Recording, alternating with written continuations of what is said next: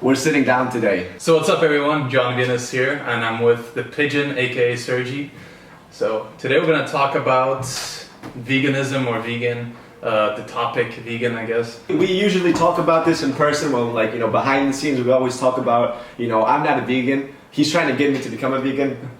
I have my points of view and he has his points of view. So we decided that it would be a good idea to have a natural conversation in front of you guys. Yeah. And you guys can watch. We've talked about some things, but we haven't really gone in depth the reasons. There's going to be a lot of drama. There's going to be a lot of drama. I'm going to be pulling his hair out by the end of the video. When I met Jon, obviously he wasn't the same Jon. So now he's a vegan and stuff. So now obviously we have a lot of differences. And when we do meet up just to hang out and stuff, we... he eats his kind of meals and I eat my kind of meals.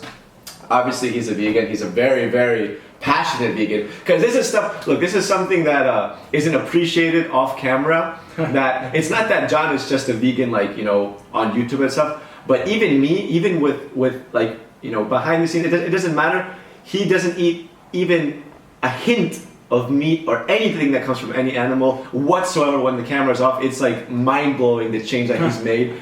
But me, still, meat is still not an important part of my diet, but my entire life I've been used to eating a lot of meat and fish. Like everyone else. So it's hard for me to imagine myself becoming, suddenly a full-blown vegan. Yeah, but remember, even me a year or 2 years ago, when we lived together for that little period of time, how much meat was I eating? I was eating 3 times as much as you, chicken and fish, do you think I could see myself before Exactly. I hated vegans and shit like that, even though I had no idea what it was, but I still thought that vegetarians and vegans were I think that the word vegan has kind of harmed the idea of what being a vegan actually is, and it's really unfortunate because I can kind of see everyone in the world becoming a vegan, but the word vegan has become so hated that people don't want to consider themselves vegan, and it's unfortunate, but I can see myself becoming a vegan or a vegetarian and really making a big change, but the same way that I'm not an alcoholic and on occasion, maybe once a month or every now and then on a birthday party, I will drink. I think that if I became a vegan, I would end up eating meat or something related to meat, like cheese, something like that, at least every now and then. Because it's everything has to be, it doesn't have to, at least in my opinion, don't forget this is my opinion, I don't need to paint it or I don't want to paint it black or white. For me, I know I want to take care of my diet and I want to be healthy. So as long as I'm 90% of my diet is vegan and vegetarian, as long as 90% of my diet is vegan, and I'm keeping track to make sure that I'm keeping all this, fake shit and all this, hormones away from me, I feel like I'm at least taking one step forward rather than, what I'm doing now or what I've been doing my entire life, which is stuffing cheap chicken into my face, all this. Exactly. But I guess so. The reason that you're kind of playing with the idea is because of health, right? Yeah. The reason why most people that try out vegan for health, they fail because, how many people do you know that actually does give a fuck about their health? Seriously, how many people will not drink at the weekends or birthday parties or something? And how many people will avoid junk food for over a year? No one, right? Because people don't really give that much of a crap about their health anyway. He sent me documentaries and stuff, and I've watched them. But then when it comes to the part of all the animals being harmed and stuff, it's really, it's really exactly Earthlings. It's really, really hard for me to continue watching. Is it hard for you because you'll have a heavier conscience, or is it just because it's because I can't believe that there's actually so much life suffering at one point in time on the same planet, that the majority of life on the planet is suffering in some way, whether it's survival or it's it's basically torture. These animals, I've had friends that have actually worked in slaughterhouses, and they tell me that when they go to pick up the cows, they know the cows are fully aware of what's happening and they completely lose their shit, and it's really, really messed up to think about it. But do you block the thoughts away, or do you just Because I'm so used to eating meat and stuff, I'm used to eating it, and I try not to think about it. Since I've been around Jon in his full-blown vegan state, I actually don't buy as much meat anymore. I actually have this kind of kind of subliminal resistance to meat in a way. I still eat a lot of cheese, eggs. I love eggs. I drink a lot of milk. I do all that stuff. I know it's terrible, but but still it's kind of gone like a step down, and it has to do a lot with, you know, when I see the chicken, I don't want to think of it as a life that has actually been, you know, thrown into a cage, been maybe kicked or something. One of the reasons why a lot of people don't think about it is because there's this disconnect. I mean, don't you think about like a lot of people, like you yourself, you have a dog, and obviously you like animals and shit. You don't even kill spiders or anything like that. So I know. I mean, like, because there's a disconnection. Yeah, there's a disconnection. You don't relate the food that you're eating to the actual animal, and if you did, then you'd really start to maybe think about it. And I mean, would you like grab a knife? Like, if you want a steak, would you grab a knife and like slit the cow's throat and like cut the flesh open and like put it on a? If I had to live like this and I actually had to hunt my own food, I'd probably force myself to be a vegan. I can't imagine doing this. Yeah. It's because I don't relate it, and I don't want to relate it. All the food that goes to, you know, growing pigs and cows and chickens, like there is enough food to feed 11 to 13 billion people in the world. And I'm probably gonna get like roasted for saying this, but that would be the least motivating factor of all of them. I think that the most important thing for me would be the, you know, being empathetic towards the animals, and definitely the health option. Actually, if you really think about it, probably the whole thing about the animals and how they're suffering, that's probably the leading thing. Your morals. Is it okay to like, you know, care about the animals and stuff like that, but all of a sudden you just, you know, shut that off just for an exception for taste? In my point of view, since I've made a personal progress where I've gone from eating meat like on a daily basis to eating it on maybe once per week, since I'm feeling that I've done my, or I haven't done my part. Like, obviously I'm not going to change the world, but I've at least like improved a lot. So I mean, it would go against my morals. I would still think that, you know, this animal and all the suffering, it's terrible for me, whatever. But it's about personal like development in a way, like being better than you were before. Like one cheat day or a cheat meal every now and then. And maybe when I'm actually a full-blown vegan, maybe I will, like, you know, completely be reluctant. I don't want anything to do with meat. It'll even make me sick to my stomach, whatever. But right now, and I'm talking to you as a meat eater, I'm talking to you like I'm not a vegan right now at all.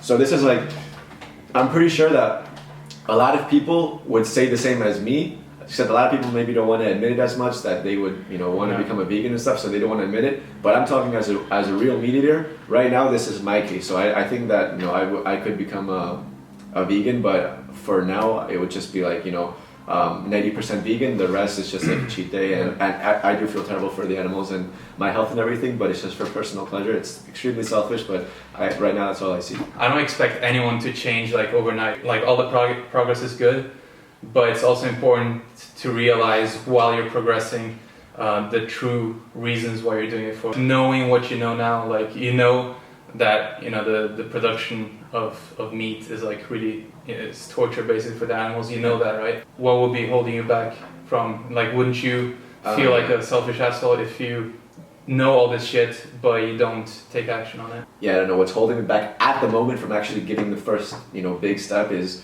my routine right now, my daily routine. I'm busy as hell. Obviously it's hard, but like, do you think it's like a reasonable or a good excuse? So more than anything, it's also the inconvenience that it has to, you know, find somewhere that's pure vegan. Barcelona has a lot of vegan places, but they're not near where I work. So in order to become a full vegan, I'd have to start going there, and it would take. But it's just like bodybuilding. If you can't just go to fast food restaurants if you're training in the gym and you're serious about it, right? The whole point is that you realize it's not about, you know, convenience or anything like that. It's about, you know, doing what's right, doing like what you feel is the right thing to do, because, you know, we can all make excuses like for anything. I mean, like, it's the same with the clients I work with. Like, a lot of people say it's inconvenient to prepare food and they don't have time, blah, blah, they work the whole day. But it's really simple. You just prepare the food in the fridge, you pack it up, and you bring it to work and shit like that. I mean, it's the same kind of principle. And this is, but you can't just, like, you know, if you are doing it for the moral right reasons, like you're not. I feel like, in my opinion, if people know the ethical bits, and they still like do like the things for convenience and eat meat because they don't have time, I feel like that's a shitty justification, and it doesn't show me that they actually give a fuck, you know? Yeah. You know, if I'm eating 50% as much as I was eating a month ago, whatever, so when you're eating the food, like, as long as you're making progress, when you have that one steak or whatever, like, do you think, oh, it's fine, I've saved all these animals, but I killed this one, so that's fine? Sounds so bad. Yeah, but I don't think that I'm actually killing the animal. At the time, I'm just thinking like. Yeah, like, but obviously you know. Yeah, but if you look at your meat and you're thinking profoundly like this is an animal, then of course out of guilt you don't eat the meat. But when you're hungry as hell and just want food, you don't think about it. But if you know now, you think about it, right? I think about it, but I don't. It doesn't obsess me. It's times that when I'm hungry, and I don't want to think about anything else, and I don't want to be thinking of a poor pig that got killed just because he can be on my plate and stuff. If 90% of my diet is vegan and I'm making a real effort to improve as a person, and then if I one day like or one meal like something that has animal products, I'm not going to feel guilty, at least not yet. I'm fully aware that I'm talking to a vegan and to however many thousands of vegans are watching this, but the word vegan has gotten a kind of a... the word has become hated in a way. Because like when I turned vegan, I wasn't using the word vegan to describe myself because everything that I heard before was negative. We're calling you the herbivore. It also has to do a lot with usually the crazier people are the ones that make themselves show the most. So you always hear about the crazier people. If there was a substitute that tasted as good as all the animal products, would you ever taste animals again?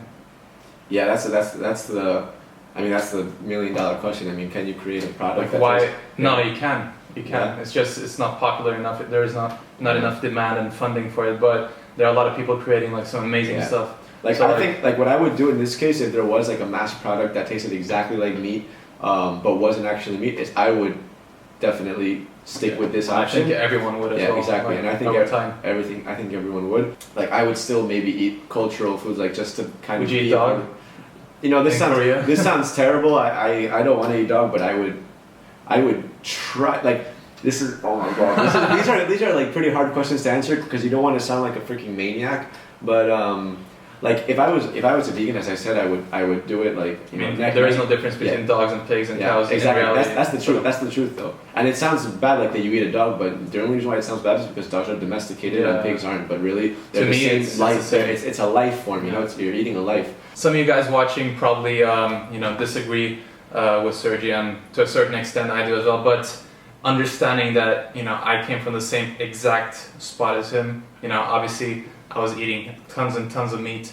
I understand and I really respect the fact that he understands the impact that meat consumption has, and the suffering and all this stuff, and the willingness to make a change. It's really just any decision you make. It really just comes down to being happy with yourself and making decisions that you're proud of in a way. The diet of 7 billion people has a huge impact on the world environmentally. So obviously there are loads of different problems, but this is a big one that people have to be more aware of, and there are big consequences environmentally especially, and obviously ethically. The suffering of billions and billions and billions of animals every single year is horrible. But by the end of the day, it is a big problem environmentally because the world is getting so polluted because of this shit. So it is important to spread the message. I think that this is like a slow cultural awareness. Like it was only 50-60 years ago that Nazis were